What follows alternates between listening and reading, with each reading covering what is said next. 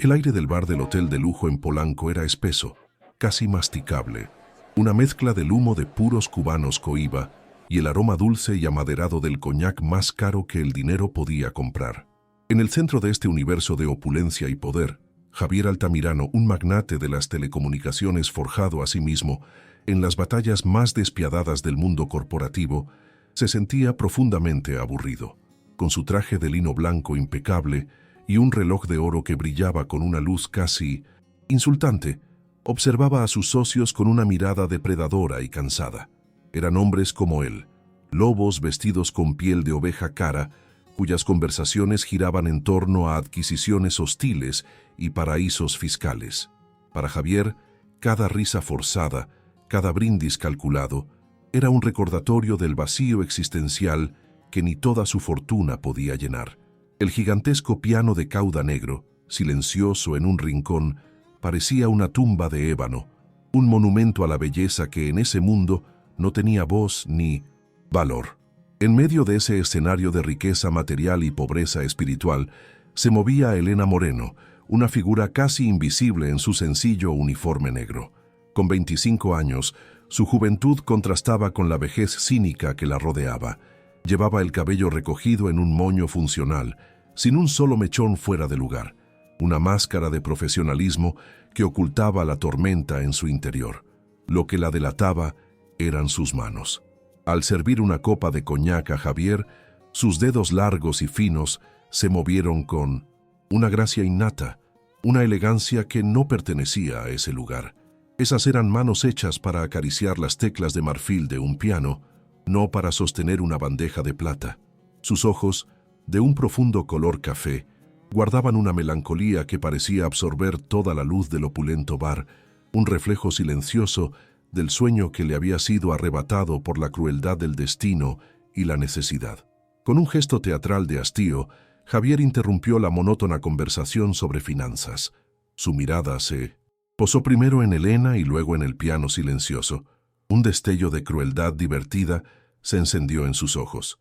Quería un espectáculo, una forma de demostrar a todos, y quizás a sí mismo, que todo en el mundo tenía un precio, que la dignidad y el arte eran solo mercancías esperando una oferta. Abrió su cartera de piel de cocodrilo y con un movimiento deliberadamente lento, sacó un fajo grueso de billetes de alta denominación, arrojándolo sobre la mesa con un sonido sordo y obsceno. 100 millones de pesos, anunció en voz alta, su voz cortando el murmullo del bar como un látigo. Se dirigió a Elena, con una sonrisa de escarnio que no llegaba a sus ojos. Es lo que te doy si vas hasta allí y tocas una sola tecla. La humillación era el verdadero propósito de su oferta. Quería reducirla a un juguete, profanar el arte con el simple peso de su riqueza.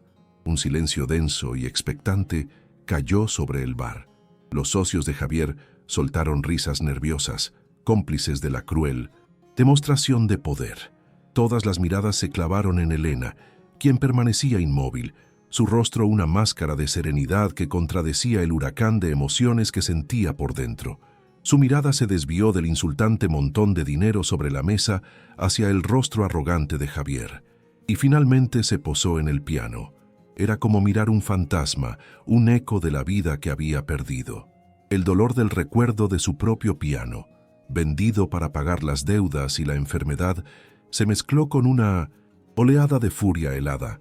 En ese instante, algo se rompió y se reconstruyó dentro de ella. Una llama de desafío, largamente dormida, se encendió en sus ojos melancólicos, transformando su tristeza en una fuerza incandescente y pura. Era una decisión tomada no con la mente, sino con el alma. Antes de que descubramos la decisión que cambiará sus vidas para siempre, te pido que dejes un like en este vídeo para que nuestra historia llegue a más personas. Que Dios te bendiga a ti y a tu familia por tu apoyo. Estamos soñando con alcanzar la meta de 1000 suscriptores y con tu ayuda falta muy poco para lograrlo. No olvides comentar desde qué ciudad o país nos estás viendo. Elena, ignorando por completo la pila de billetes que representaba más dinero del que había visto en su vida, caminó con la espalda recta y una dignidad impecable hacia el piano. No era la postura de una camarera, sino la de una concertista que se dirige a su escenario. Se sentó en el taburete de cuero y el silencio en el bar se volvió casi sagrado, cargado de una tensión insoportable. Los socios de Javier dejaron de reír, intuyendo que el juego de su jefe estaba a punto de volverse en su contra de una manera que nadie podría haber anticipado. Javier Altamirano no siempre había sido el cínico emperador de su propio imperio de cristal y acero. Hubo un tiempo, décadas atrás, en que fue un joven con más ambición que dinero, un hombre que veía el mundo no como un tablero de ajedrez, sino como una promesa. Fue en esos días cuando conoció a Sofía, una violonchelista cuya música parecía tejer el aire mismo en pura emoción. Se enamoró no solo de ella, sino de la forma en que veía el mundo, un lugar lleno de belleza que él anhelaba conquistar para poder ofrecérselo en bandeja de plata. Pero su ambición se convirtió en un monstruo insaciable. Cada millón ganado, cada empresa adquirida, lo alejaba un paso más del hombre del que Sofía se había enamorado. Empezó a ver su arte no como un don, sino como un pasatiempo ineficiente, una distracción del verdadero negocio de la vida, acumular poder. La memoria que más lo atormentaba era la de una noche lluviosa. Sofía estaba en la sala de su primer apartamento de lujo, tocando una pieza de Bach en su violonchelo, una melodía que era a la vez melancólica y esperanzadora. Él irrumpió en la habitación con el teléfono pegado a la oreja, gritando órdenes a un subordinado en Nueva York sobre una fusión hostil. La música se detuvo abruptamente. El silencio que siguió fue más pesado que cualquier nota. Ella lo miró no con ira, sino con una tristeza infinita, como si estuviera viendo a un extraño. «Estás construyendo un reino, Javier», le dijo en voz baja, «pero estás perdiendo tu alma en el proceso».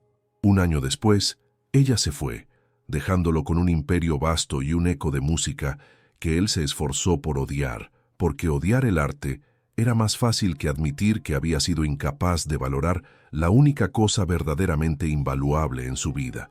Su cinismo, por tanto, era una armadura.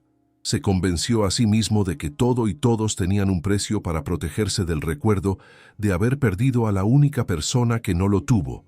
Despreciaba la belleza porque le recordaba su fracaso más personal y profundo.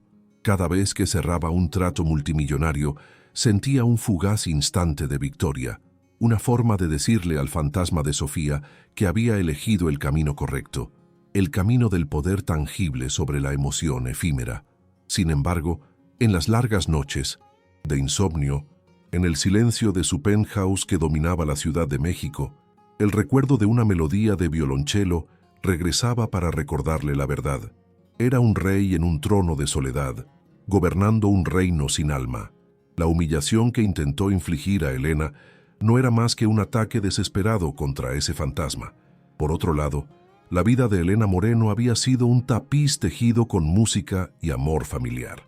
Creció en un hogar modesto en la colonia Roma, donde el centro del universo era un viejo piano de cauda Steinway, una herencia que había pasado por 3 generaciones de su familia. Su padre, un profesor de literatura, le enseñó que las notas musicales eran como las palabras. Podían contar las historias más profundas del corazón humano. Desde niña, sus dedos encontraron un hogar en el teclado. Su talento no era solo técnico, era una forma de comunión. La música era su lenguaje, su refugio y su sueño. Recibir la carta de aceptación de Juilliard, la prestigiosa escuela de música, en Nueva York, no fue solo un triunfo personal, sino la culminación del sacrificio y la fe de toda su familia. El futuro parecía una sinfonía perfectamente compuesta, pero la vida, a menudo, tiene sus propias disonancias crueles. La sinfonía de Elena se interrumpió con 2 golpes brutales y repentinos, la quiebra del pequeño negocio familiar y casi simultáneamente el diagnóstico de una enfermedad degenerativa que afectó a su padre.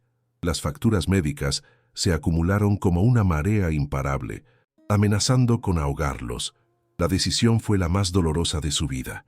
El piano, el corazón de su hogar y el vehículo de sus sueños tuvo que ser vendido. Elena recordaba el día en que los hombres de la mudanza lo envolvieron en mantas, como un cuerpo sin vida, y se lo llevaron. El silencio que dejaron en la sala era un grito ensordecedor.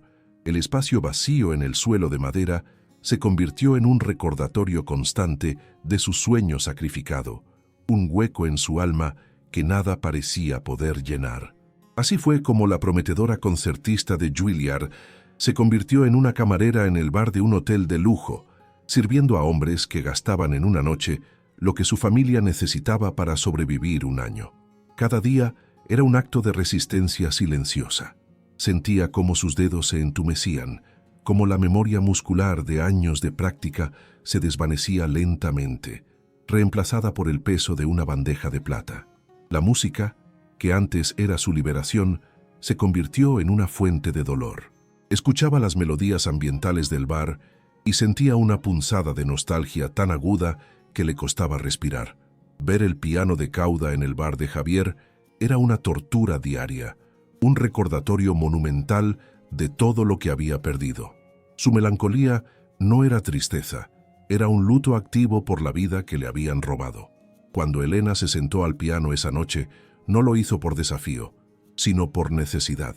Fue un acto de recuperación, de reclamar la única parte de sí misma que no estaba en venta. Ignoró el dinero, ignoró las miradas, ignoró a Javier y cerró los ojos. Por un instante no estaba en un bar de lujo, sino en la sala de su casa, con el sol de la tarde entrando por la ventana y el aroma del café de su madre en el aire. Entonces, sus manos se movieron sobre el teclado y comenzó a tocar el Intermezzo No. 1 de Manuel M. Ponce. La pieza no fue una elección al azar, era una confesión, una destilación de la nostalgia y el anhelo del alma mexicana. Cada nota era una lágrima, cada acorde una memoria, cada melodía una declaración de amor por su padre, su familia y su sueño perdido. La música inundó el bar, no como un sonido de fondo, sino como una presencia viva y abrumadora. Las conversaciones de negocios se detuvieron, las risas se ahogaron y los vasos de cristal quedaron suspendidos en el aire. Los hombres de poder, acostumbrados a controlar el mundo, fueron sometidos por la fuerza de una emoción que no podían comprar ni negociar. Javier se quedó paralizado, con la copa a medio camino de sus labios. La música no solo le recordó a Sofía, lo despojó de su armadura, capa por capa, hasta dejar su alma desnuda y temblando. No veía a una camarera, veía la encarnación del arte puro, la belleza sagrada que él había despreciado y tratado de profanar. El shock dio paso a la vergüenza, una vergüenza tan profunda y abrasadora que sintió que lo consumiría allí mismo. Apenas terminó la última nota, dejando un eco vibrante en el silencio atónito del bar, Elena se levantó con la misma calma y dignidad con la que se había sentado. Miró brevemente el fajo de billetes sobre la mesa de Javier y con una voz clara y firme, que resonó en todo el lugar, dijo simplemente: «Quédese con su dinero». No había ira en su voz, solo una finalidad tranquila. Luego, sin mirar a nadie más, se dio la vuelta y caminó hacia la salida de servicio, desapareciendo de la vista de todos. Su partida fue tan impactante como su música. Dejó atrás un bar lleno de millonarios enmudecidos, un piano que parecía vibrar con un alma recién despertada, y a un hombre, Javier Altamirano, completamente destrozado y cambiado para siempre por la revelación de su propia monstruosidad. La obsesión se apoderó de Javier como una fiebre. En el momento en que Elena desapareció por esa puerta, el mundo de los negocios, las cifras y el poder dejó de existir para él. Empujó bruscamente a sus socios que intentaban torpemente romper la tensión con bromas sobre la meserita artista. «¡Cállense!», rugió con una furia que no habían visto en años. Sacó su teléfono y llamó a su jefe de seguridad. «Quiero que encuentren a la camarera que acaba de salir. Usen todos los recursos, revisen las cámaras, los registros de empleados, todo. La quiero encontrar ahora mismo. No me importa el costo, ¿entiendes? Encuéntrenla». Era el mismo método que siempre usaba, desplegar su poder y su dinero para conseguir lo que quería, pero esta vez no lo hacía por capricho o por control, sino por una necesidad desesperada de redención, sin darse cuenta de que estaba usando la misma herramienta que había causado la herida en primer lugar. La partida de Elena dejó un vacío en el bar que ni todo el dinero de sus clientes podía llenar. Para Javier, sin embargo, no era un vacío, sino un estruendo. El eco de la última nota del intermezzo reverberaba en su cráneo, demoliendo las murallas que había construido alrededor de su corazón durante 30 años. Su mundo, antes un modelo de orden y control predecible, se había sumido en el caos. La búsqueda de Elena se convirtió en su única razón de ser. Los primeros días fueron un ejercicio de frustración impotente. Sus investigadores, los mejores del país, regresaban con las manos vacías. Elena parecía haberse desvanecido en el aire de la Ciudad de México, una hazaña casi imposible en una era de vigilancia digital. No había dejado rastro, ni una dirección de reenvío, ni una llamada a sus antiguos compañeros. Era un fantasma. Y Javier, por primera vez en su vida, se sentía completamente impotente. Descuidó su imperio. Las llamadas de su junta directiva quedaban sin respuesta. Los informes multimillonarios se acumulaban en su escritorio sin leer. Pasaba las noches en vela, recorriendo su penthouse como un animal enjaulado, con una copa de whisky en la mano que nunca bebía. En un acto que lo habría horrorizado una semana antes, ordenó a su asistente que le comprara toda la discografía de Manuel M. Ponce. Escuchaba el intermezzo no uno una y otra vez, torturándose con la melodía, tratando de descifrar el misterio no de dónde estaba Elena, sino de por qué su música lo había destrozado tan profundamente. Cada nota era un recordatorio de Sofía, de su propia crueldad, de la bancarrota de su alma. La búsqueda de la joven pianista se había transformado en una búsqueda desesperada de su propia humanidad perdida. La primera pista llegó después de una semana de búsqueda febril. Un joven y ambicioso investigador de su equipo tuvo una idea. En lugar de buscar a Elena, buscaron a su padre. Rastrearon bases de datos de hospitales y farmacias en busca de recetas para medicamentos específicos para enfermedades raras y costosas. Y allí estaba, un registro a nombre de Ricardo Moreno, surtido en una pequeña farmacia de la colonia Doctores. El investigador no solo le entregó a Javier una dirección, sino un expediente completo que había compilado en menos de 48 horas. Era la historia completa de la tragedia de Elena. Los recortes de Mírame Sintonicim, periódicos que anunciaban su prometedor futuro musical, la declaración de quiebra de la empresa familiar, los detalles de la enfermedad de su padre y, finalmente, el recibo de una casa de empeños por la venta de un piano de cauda Steinway & Sons, modelo B. Javier leyó el expediente en su oficina, con las luces de la ciudad brillando a sus pies como un mar de diamantes indiferentes. Cada página era una puñalada en su conciencia. No había sido solo un imbécil arrogante. Había sido el catalizador, inconsciente de una inmensa crueldad. Su oferta humillante en el bar no había sido un insulto a una camarera cualquiera, sino una profanación del sacrificio de una hija devota, una burla al amor familiar y al arte en su forma más pura. La vergüenza que sintió en el bar se transformó en un sentimiento de culpa tan pesado y físico que le costó respirar. Se vio a sí mismo no como un magnate, sino como un villano de opereta, un hombre tan ciego por su propio poder que pisoteó una flor rara y hermosa sin siquiera darse cuenta. En ese momento, supo que el dinero no podía ser la respuesta, al menos no de la forma en que siempre lo había usado. No podía simplemente extender un cheque y esperar que el dolor desapareciera. Necesitaba un acto de restitución, no de caridad.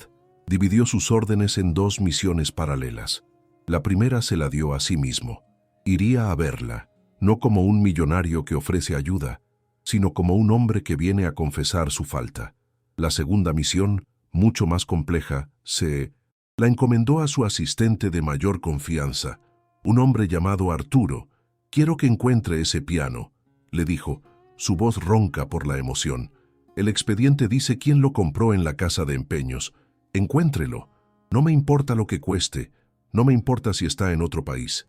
Cómprelo y tráigalo de vuelta. Es lo único que importa ahora». El viaje de Javier a la colonia Doctores fue como cruzar a otra dimensión. Dejó atrás el brillo estéril de Polanco, sus boutiques de diseñador y sus restaurantes de 5 estrellas, para adentrarse en un laberinto de calles bulliciosas, llenas del olor a tacos de suadero, el sonido de cumbias a todo volumen y el vibrante caos de la vida real. Su chofer navegaba con dificultad por las calles estrechas, mientras Javier miraba por la ventanilla blindada, sintiéndose como un extraterrestre. Los niños jugaban al fútbol en la calle. Los vecinos charlaban en las puertas de sus casas. Había una comunidad aquí, una riqueza de vida que su dinero no podía comprar.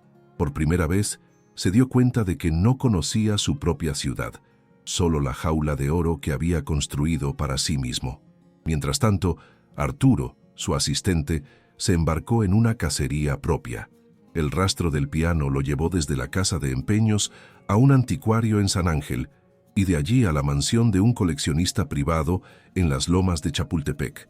El nuevo dueño era un hombre testarudo que amaba el instrumento y se negó rotundamente a venderlo. Arturo, siguiendo las órdenes de Javier, no aceptó un no por respuesta. La oferta inicial fue duplicada, luego triplicada. Se convirtió en una batalla de voluntades, no por el valor monetario del piano, sino por lo que representaba. Para el coleccionista era una posesión preciada. Para Javier era la única llave posible para su redención. Finalmente, ante una oferta que superaba con creces cualquier lógica, una cifra que podría comprar una flota de coches de lujo, el coleccionista cedió. Javier llegó a un edificio de apartamentos modesto de 3 pisos, con la pintura descascarada por el sol y la lluvia. Se bajó del coche y le dijo a su chofer que lo esperara. Mientras se acercaba a la entrada, su corazón latía con una fuerza que no había sentido desde sus primeras negociaciones hostiles, pero esto no era emoción por la conquista, era puro terror, el miedo al rechazo, a la confirmación de que era un monstruo sin remedio, casi lo hizo dar la vuelta. Permaneció de pie en la acera durante varios minutos, observando la ventana del segundo piso, imaginando la vida que se desarrollaba detrás de ella, una vida de sacrificio y amor que él había perturbado con su arrogancia. Finalmente, respiró hondo, entró en el edificio y subió las escaleras con el peso de su vida entera sobre los hombros. El sonido de sus costosos zapatos de cuero italiano resonaba en el silencioso pasillo de baldosas gastadas. Se detuvo frente a la puerta marcada con el número 2B. La pintura verde estaba agrietada y por debajo de 1910 la puerta se filtraba una tenue línea de luz. Pudo oír el murmullo de una televisión y una tos seca y persistente. Levantó la mano para tocar, pero dudó. ¿Qué le diría? ¿Cómo podía empezar a disculparse por una herida tan profunda? Todas sus habilidades de negociación, su capacidad para dominar cualquier habitación en la que entraba, se desvanecieron. Aquí no era Javier Altamirano, el magnate. Era solo un hombre, culpable y arrepentido, a punto de enfrentarse a su juez. Con un último esfuerzo de voluntad, dio 3 golpes suaves en la madera. La puerta se abrió y allí estaba ella, Elena. Llevaba unos vaqueros gastados y una sencilla camiseta de algodón. Su cabello estaba suelto, cayendo sobre sus hombros, y su rostro estaba desprovisto de maquillaje. Parecía más joven y a la vez infinitamente más cansada. Sus ojos se abrieron de par en par al reconocerlo, y en ellos se reflejó una secuencia de emociones en cámara rápida. Primero, la incredulidad absoluta, seguida de un destello de miedo que rápidamente fue reemplazado por una ira fría y protectora. Se interpuso en el umbral, bloqueando el paso con su cuerpo, una leona protegiendo su guarida. El aire entre ellos crepitaba con una tensión insoportable, un silencio cargado de todo lo que había sucedido en el bar y todo lo que estaba en juego en ese preciso instante. Detrás de Elena, Javier pudo ver un atisbo del pequeño apartamento. Era humilde, pero impecablemente limpio. En la pared colgaban viejas fotografías familiares. Desde una habitación contigua, la tos de su padre volvió a oírse, más débil esta vez, pero lo que capturó la atención de Javier y le retorció el estómago fue el espacio vacío en la sala de estar. En el suelo de madera había un rectángulo visiblemente más claro, un área donde el sol no había decolorado el barniz durante décadas. Era la huella del piano, la cicatriz de su ausencia. Era un espacio sagrado y profanado, el altar donde una familia había adorado la música y donde ahora solo quedaba el fantasma de un sueño. Esa visión lo golpeó con más fuerza que cualquier palabra que ella pudiera haberle dicho. ¿Qué está haciendo aquí?, preguntó Elena finalmente, su voz apenas un susurro, pero afilada como un trozo de cristal roto. No era una pregunta, era una acusación. Su cuerpo entero estaba tenso, listo para cerrarle la puerta en la cara. Javier abrió la boca para hablar, pero las palabras cuidadosamente ensayadas en el coche se evaporaron. Se sintió torpe, expuesto, ridículo con su traje caro en ese santuario de lucha y dignidad. Su instinto, su maldito y viejo instinto, tomó el control. «Vine a ayudar», dijo, y en el momento en que las palabras salieron de su boca, supo que había cometido un error garrafal. Sacó una chequera de su bolsillo interior, un gesto tan arraigado en su naturaleza que lo hizo sin pensar. La reacción de Elena fue instantánea y volcánica. La ira en sus ojos se convirtió en un desprecio helado. Una risa amarga, sin alegría, escapó de sus labios. «¿A ayudar?», repitió el sarcasmo goteando de cada sílaba. Claro, el gran Javier Altamirano solucionando los problemas de los pobres con su chequera. Vino a comprar su conciencia, ¿verdad? A limpiar la mancha de su traje blanco. Para usted todo se arregla con lana, ¿no es así?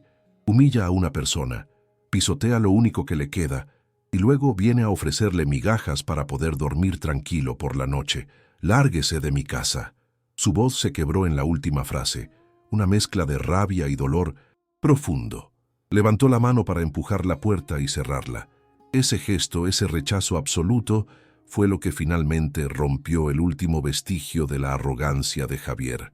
En un acto de pura desesperación, puso la mano sobre la puerta, no para forzarla, sino para detenerla. «Por favor», suplicó, y el sonido de su propia voz, despojada de toda autoridad, lo sorprendió. «Por favor, espere. Tiene toda la razón. Todo lo que dice es verdad. He sido un arrogante, un ciego, un monstruo». La miró directamente a los ojos, y por primera vez en décadas, dejó que alguien viera a través de su armadura, mostrando la herida abierta y purulenta que llevaba dentro. Las lágrimas brotaron de sus ojos, algo que no le había ocurrido desde el día en que Sofía se fue. La confesión brotó de él, torpe y dolorosa, sin la elocuencia de sus discursos corporativos. Le habló de su exesposa, de cómo su obsesión por el dinero había envenenado su amor y silenciado su música. Esa noche, en el bar, cuando usted tocó, no estaba viendo a una camarera, estaba viendo el fantasma de todo lo que perdí.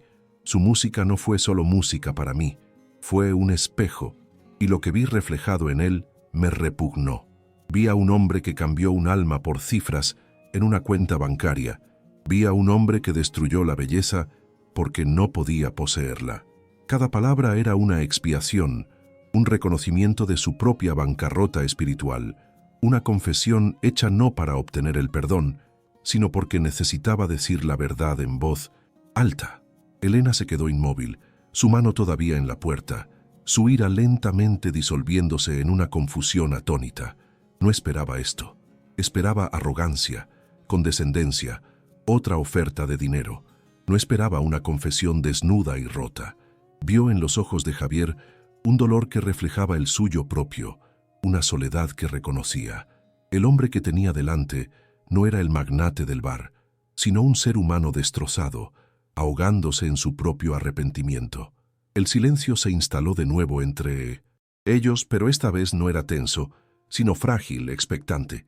Javier bajó la mano de la puerta, retrocediendo un paso, dándole espacio, cediéndole todo el poder. «Sé que las palabras no significan nada», continuó en voz baja, «y sé que el dinero, mi dinero, es un insulto en este momento. Es el arma que usé para herirla». Hizo un gesto hacia la calle, y en ese preciso instante, un camión de mudanzas dobló la esquina y se detuvo frente al edificio. Arturo, su asistente, bajó del asiento del copiloto y le dio a Javier un asentimiento casi imperceptible. Javier se volvió hacia Elena, con una carpeta de cuero en la mano. «No estoy aquí para comprar su perdón, ni para comprarla a usted o a su talento. Estoy aquí para intentar devolver una parte del alma que ayudé a robar». Le entregó la carpeta. Con manos temblorosas, Elena la abrió. Dentro no había un cheque, sino un documento legal, la escritura de propiedad, a su nombre, de un piano de cauda Steinway & Sons, modelo B, Número de serie 487B1. El número de serie de su piano familiar. Sus ojos se llenaron de lágrimas, una incredulidad total luchando contra la evidencia que tenía en sus manos. Miró a Javier, luego al camión, donde los operarios ya estaban abriendo las compuertas traseras, revelando la silueta familiar y amada, envuelta en mantas protectoras. Era imposible, era un milagro, era el corazón de su familia, regresando a casa. El primer sollozo escapó de sus labios, un sonido de dolor y alivio, y una alegría tan abrumadora que era casi insoportable. Cayó de rodillas en el umbral de su casa, con la escritura apretada contra su pecho, mientras observaba a los hombres comenzar la delicada tarea de bajar su piano. No era solo un instrumento, era su infancia, el recuerdo de su padre sano, la promesa de su futuro. Era la prueba tangible de que los sueños, a veces, incluso después de ser vendidos y dados por muertos, podían encontrar el camino de regreso a casa. Javier se quedó a un lado, sin atreverse a acercarse, sin atreverse a hablar, simplemente observando, con el corazón en un puño, el primer y frágil amanecer de su propia redención. ¿Te está gustando esta historia? Deja un like y suscríbete al canal. Muchas personas no dejan el like y eso nos entristece mucho. Contamos con su ayuda. Ahora continuamos con el vídeo. Los operarios, con un cuidado infinito, maniobraron el pesado instrumento a través de la estrecha puerta del edificio. Cada movimiento era lento y deliberado, como si estuvieran manejando un artefacto sagrado. Elena no se movió. Permaneció arrodillada, observando el lento regreso de su tesoro perdido, las lágrimas trazando surcos silenciosos en su rostro. Su padre, atraído por el ruido, apareció en la puerta de su habitación, apoyado en un bastón. Al ver el piano, sus ojos, apagados por la enfermedad, se iluminaron con una luz que Elena no había visto en años.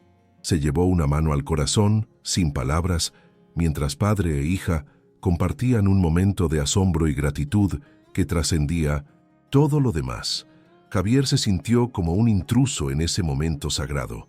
Quería desaparecer, dejar que la familia tuviera su reencuentro en privado, pero sabía que no podía irse. No todavía. Su acto de restitución no estaría completo hasta que fuera aceptado o rechazado. Permaneció en el pasillo, un espectador silencioso de la escena que él mismo había puesto en marcha, sintiendo el peso de su pasado y la frágil esperanza de un futuro diferente. Por primera vez en su vida, no quería nada a cambio. No buscaba gratitud ni perdón, solo la certeza de que había hecho lo correcto, de que había ayudado a reparar algo de la belleza que había contribuido a romper en el mundo. El piano finalmente fue colocado en su lugar de honor, sobre la marca descolorida en el suelo que había sido su hogar durante tanto tiempo. La sala, que antes se sentía vacía y silenciosa, de repente se sintió completa, llena de una presencia cálida y resonante. Los operarios se retiraron discretamente, dejando a los tres solos con el magnífico instrumento. Elena se levantó lentamente, como si estuviera en un sueño, y se acercó al piano. Pasó la mano por la madera de ébano pulida, sintiendo la vibración familiar bajo sus dedos. Era real. Estaba en casa. El silencio en la habitación era espeso, cargado de emociones no expresadas, de historias de dolor y de la posibilidad de un nuevo comienzo. Finalmente, Elena se giró para mirar a Javier. Sus ojos ya no tenían ira ni desprecio.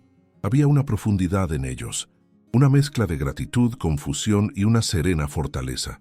Caminó hacia él, deteniéndose a solo unos pasos de distancia. «Gracias», dijo, y la simple palabra llevaba el peso de un mundo de significado. «Ha devuelto una parte de mi familia, una parte de mí». Javier simplemente asintió, incapaz de hablar, con la garganta apretada por la emoción. Sentía que una carga que había llevado durante décadas comenzaba a disolverse, un peso de cinismo y soledad que se desvanecía en el aire. Pero Elena no había terminado. Su mirada se volvió más intensa, más decidida. «Acepto este regalo», continuó, «pero no puedo aceptar que el asunto termine aquí. Lo que pasó esa noche en el bar, su oferta, no puede simplemente borrarse». Javier sintió una punzada de miedo. Iba a rechazarlo después de todo, pero lo que ella dijo a continuación No fue una condena, sino un desafío, una propuesta que cambiaría el curso de la vida de ambos para siempre, demostrando que su espíritu era tan magnífico como su talento musical. Ella señaló hacia el piano y luego lo miró fijamente. «Usted ofreció 100 millones de pesos por una sola nota», dijo, su voz firme y clara. «El dinero que usted arrojó sobre esa mesa, no lo quiero para mí, no lo necesito. Mi alma no está en venta, señor Altamirano, pero hay miles de almas jóvenes en esta ciudad, llenas de música, cuyos sueños se están muriendo por falta de una oportunidad, por falta del dinero que para usted no significa nada. Si de verdad quiere redimirse, si de verdad quiere honrar el poder de la música, entonces ese dinero tiene un propósito». La propuesta de Elena resonó en la pequeña sala con la fuerza de una sinfonía. No estaba pidiendo caridad para ella, ni compensación por la humillación sufrida. Estaba exigiendo justicia poética. Estaba transformando un acto de arrogancia en una oportunidad para la creación. Javier la escuchó, fascinado por su fuerza y su visión. Esta mujer, a la que había tratado como un objeto, le estaba enseñando el verdadero significado de la riqueza, un concepto que él, con todos sus miles de millones, nunca había llegado a comprender. Estaba presenciando la verdadera nobleza y se sentía humilde en su presencia. «Quiero que use ese dinero», declaró Elena, «para crear una fundación que ofrezca becas, instrumentos y maestros a niños con talento musical de los barrios más pobres de la Ciudad de México. Quiero que cada niño que sueña con tocar un violín, una trompeta o un piano tenga la oportunidad que a mí casi me arrebatan. Quiero que el sonido de sus sueños llene el silencio de la necesidad. Esa es mi condición. Esa es la única forma en que este piano puede realmente volver a casa». La sala quedó en silencio una vez más, mientras la enormidad de su idea se asentaba entre ellos. Javier la miró, y por primera vez en muchos años sintió una emoción pura y sin adulterar: la admiración. La propuesta de Elena era brillante, era justa, era hermosa. Era una redención no solo para él, sino para el propio dinero, transformándolo de un instrumento de poder y corrupción en una fuente de esperanza y belleza. Una sonrisa genuina, la primera en mucho tiempo, se dibujó en su rostro. La fiebre de la adquisición, la emoción de cerrar un trato, no era nada comparado con esto. Esto era propósito, esto era un legado, esto era, finalmente, encontrar un alma. «Sí», dijo Javier, su voz firme y llena de una nueva convicción. «Sí, lo haré, pero con una condición propia». Elena levantó una ceja expectante. «No la administraré yo solo», continuó él. «Necesitaré ayuda. Necesitaré a alguien que entienda de verdad la música, que entienda los sueños de esos niños, que pueda guiar la fundación con un corazón puro y un conocimiento real. Necesito que usted la dirija conmigo». Era una oferta de asociación, un reconocimiento de su igualdad, un puente construido sobre las ruinas de su arrogancia. Elena lo consideró por un momento, estudiando su rostro, buscando cualquier rastro de engaño. Pero no encontró nada más que una sinceridad cruda y una humildad recién descubierta. Vio a un hombre que no solo quería reparar un error, sino que anhelaba reconstruirse a sí mismo. Y en ese anhelo encontró un terreno común. Sabía que juntos, su pasión por la música y los recursos de él podrían crear algo verdaderamente extraordinario, algo que podría cambiar miles de vidas, incluida la de ellos mismos. «Acepto», dijo finalmente, extendiendo su mano. Javier tomó su mano, no con la firmeza aplastante de un magnate cerrando un trato, sino con una suavidad respetuosa. Su apretón de manos no fue un contrato, fue un pacto. En esa pequeña sala, con un piano antiguo como testigo, dos mundos que habían chocado violentamente encontraron una manera de crear una nueva armonía. Era el final de una historia de dolor y el comienzo de una sinfonía de esperanza, una que estaban a punto de componer juntos. El padre de Elena, que había observado toda la interacción desde el umbral de su habitación, sonrió por primera vez en meses. Una lágrima rodó por su mejilla mientras miraba a su hija. no como la joven que había sacrificado su sueño, sino como la mujer que había encontrado una manera de multiplicarlo y compartirlo con el mundo. Se acercó lentamente y puso una mano temblorosa sobre el hombro de Javier. «Ha traído la música de vuelta a esta casa, señor», dijo en voz baja. «Ahora, ayúdela a llevarla al resto de la ciudad». Javier asintió, sintiendo el peso y el honor de esa bendición. Elena se soltó de su mano y se sentó frente al piano. Por un momento, simplemente descansó sus dedos sobre las teclas, reconectándose con su viejo amigo. Luego, con una profunda inspiración, comenzó a tocar de nuevo. Pero esta vez no era el melancólico intermezzo de Ponce. Era una pieza de Bach llena de complejidad, orden y una belleza matemática que hablaba de la reconstrucción, de encontrar la luz en la oscuridad, de crear un nuevo orden a partir del caos. La música llenó el apartamento, salió por la ventana abierta y se derramó sobre las bulliciosas calles de la colonia Doctores, una promesa de que las cosas rotas pueden ser reparadas y que las almas perdidas pueden, a veces, encontrar el camino a casa. La Fundación Altamirano Moreno nació no en una ostentosa sala de juntas, sino en la pequeña sala del apartamento de Elena, con el piano como su mudo y solemne testigo. Fiel a su palabra, Javier desató un terremoto en el mundo financiero de México. Anunció su retiro como CEO de su conglomerado de telecomunicaciones, una decisión que los analistas calificaron de locura, pero que para él fue el acto más cuerdo de su vida. Liquidó una parte considerable de sus acciones, depositando no solo los 100 millones prometidos, sino una suma mucho mayor en la cuenta de la nueva fundación. Trabajaron codo a codo. La formidable eficiencia de Javier para derribar muros burocráticos y conseguir los mejores tratos se unió a la visión compasiva y el profundo conocimiento musical de Elena. Juntos no estaban simplemente creando una organización benéfica, sino construyendo un arca para salvar los sueños de una generación de niños. La propia Elena floreció de una manera que nunca creyó posible. Aunque la oferta de dirigir la fundación era su principal pasión, Javier insistió en que no abandonara su propio talento. A través de un benefactor anónimo, que no era otro que él mismo, se le concedió una beca completa para reanudar y completar sus estudios en el 1900 Conservatorio Nacional de Música. Sin embargo, su sueño ya no era el Carnegie Hall. Encontró una felicidad más profunda y resonante en los salones de la fundación, rodeada de niños con ojos brillantes y un hambre voraz por aprender. Su verdadera vocación, descubrió, no era solo interpretar música, sino encender la llama de la música en otros. Ver la alegría en el rostro de un niño al dominar su primer acorde se convirtió en el aplauso más gratificante que jamás podría recibir.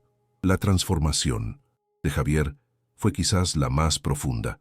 El hombre que una vez solo encontraba satisfacción en la conquista de mercados y la humillación de rivales, encontró un propósito en actos de servicio silencioso. Pasaba sus días negociando descuentos en violines de segunda mano, con la misma tenacidad que antes aplicaba a las fusiones multimillonarias.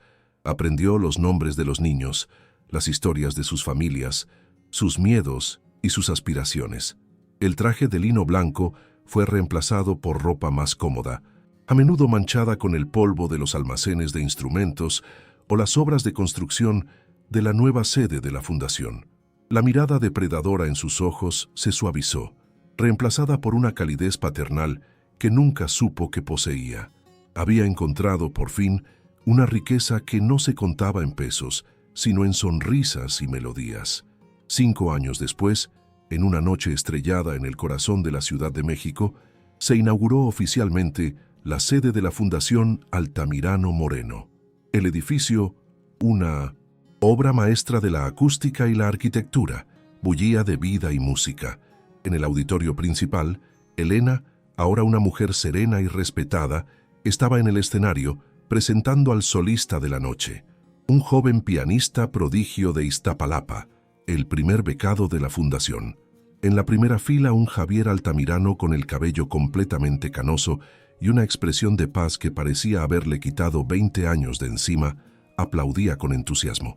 A su lado, Ricardo Moreno, el padre de Elena, completamente recuperado gracias a los mejores tratamientos médicos, sonreía con lágrimas de orgullo en los ojos.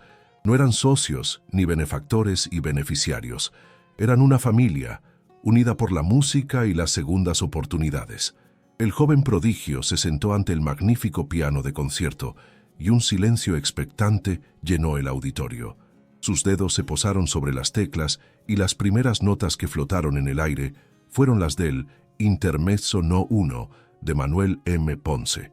Pero la melodía, liberada de su pasado de dolor y humillación, ya no sonaba melancólica. En la interpretación del joven estaba llena de una fuerza vibrante, de una esperanza inquebrantable y de la promesa de un futuro brillante. Era un himno a la resiliencia del espíritu humano. Javier cerró los ojos, no para recordar un pasado doloroso, sino para saborear un presente lleno de propósito y redención. La música lo envolvió y por primera vez en su vida se sintió verdaderamente, innegablemente, rico. ¿Crees que es posible perdonar los errores del pasado para construir una familia mejor? Deja un like si crees que el amor verdadero siempre encuentra el camino. Suscríbete para más historias donde la bondad triunfa. Comenta, la familia es todo, si tú también crees en las segundas oportunidades.